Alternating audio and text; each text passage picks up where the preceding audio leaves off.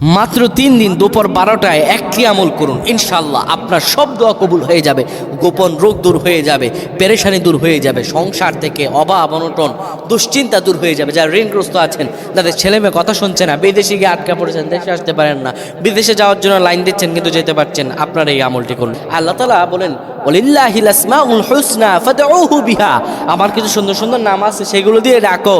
এই নামগুলো দিয়ে যদি ডাকতে পারো বান্দা, কি চাওয়ার আছে তোমার আমি দুনিয়া তোমার পায়ে নত করে দিব, তুমি যা চাইবে আমি আল্লাহ তোমাকে তাই দান করে দিব। সুবহানাল্লাহি বিহামদি।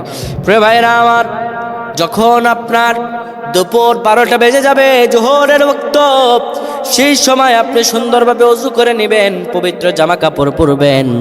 পবিত্র জামা কাপড় পরার পরে এরপরে আপনি সুন্দরভাবে একটা মসজিদ কিংবা একটা ভালো জায়গার মধ্যে আসবেন, কিংবা একটা পবিত্র জায়গার মধ্যে বসবেন, যায় নামাজ বিছিয়ে দিবেন।